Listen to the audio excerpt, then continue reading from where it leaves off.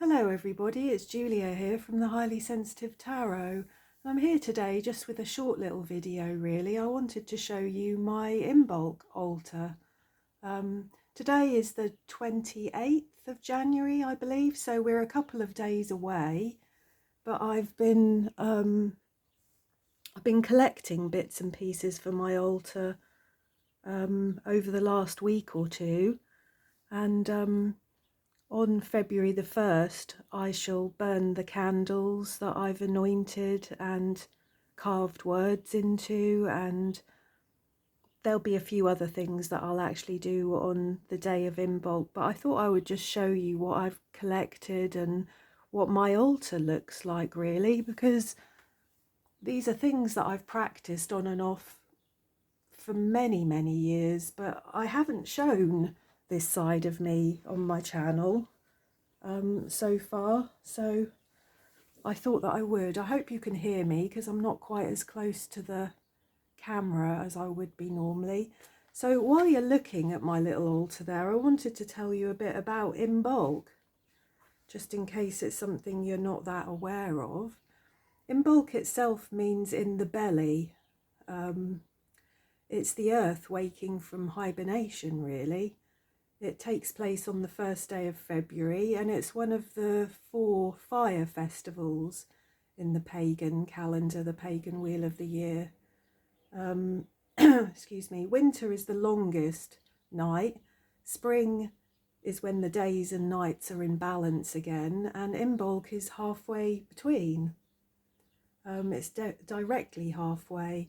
So as nature wakes up, so do we start to feel that pull of spring. I know I am already. Some days it feels very spring-like here already. So we start to feel that sort of pull of inspiration as we look for signs of spring, such as snowdrops and crocus and early daffodils, things like that. It's not really a time for putting your plans into action. It's more a time of planning and organising. It's a kind of introspective and a quiet time for inner reflection. It's also a day to honour Bridget, who is the fire goddess. You'll see her card at the back of my altar there. She's been honoured as a keeper of the hearth and home and fertility. She's probably the goddess that was made into the Christian Saint Bridget. Her symbols are the Bridget's cross, which you can see hanging there on my altar also. So at this time of year, making a Bridget cross and hanging a Bridget cross and anointing candles, because like I said, she's a fire goddess, so this is a good time of year to make a Bridget's cross and to burn candles and to have a fire. You know, if you're able to have a fire in your garden and honour Bridget, that would be a really good thing to do. The cross, you can see there, should be hung above your altar or above your front door or your back door. And it's there really to ward off evil spirits, negativity. And when I have one, I tend to hang it for the entire year. And at the end of the year, I burn it ritually and let the negativity that it's absorbed throughout the year dissipate.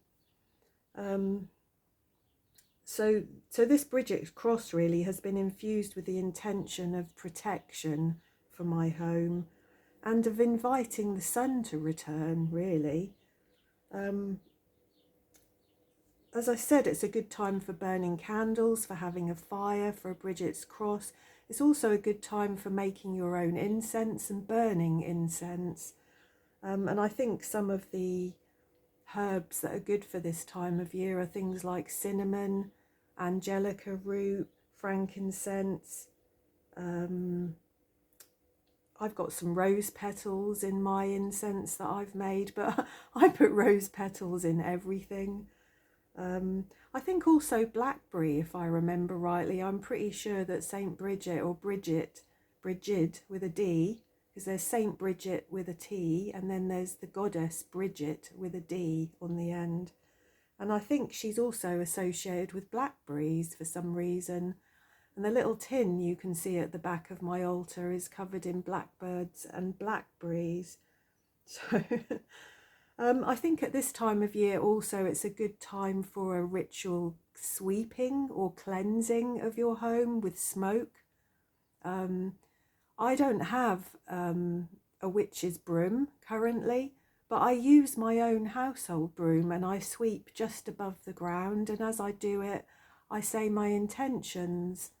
I also burn sage around the home and other herbs, because I think that that's a very good way to clear out stale energies within your home.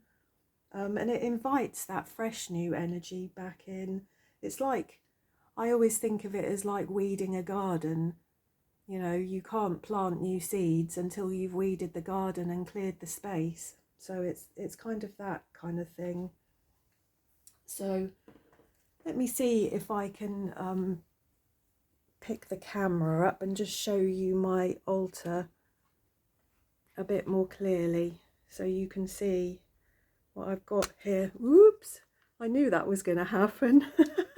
My little tripod has gone wrong. So there we go.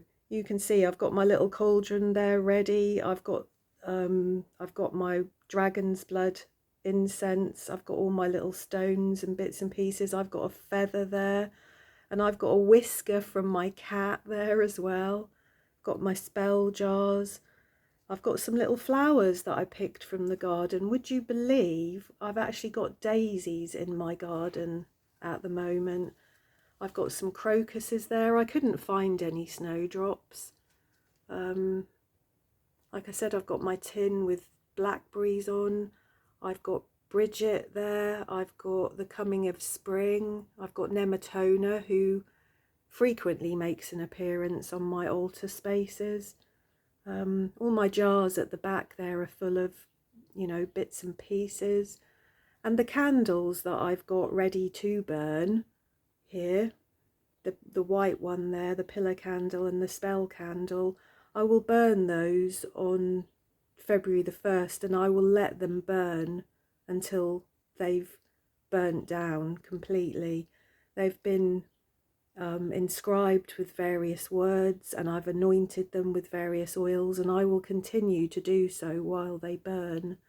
So anyway, I hope you enjoyed seeing that. You don't very often get to see my altar spaces or my practices in that way, but I hope to do a bit more of this over the coming year, particularly when I move home.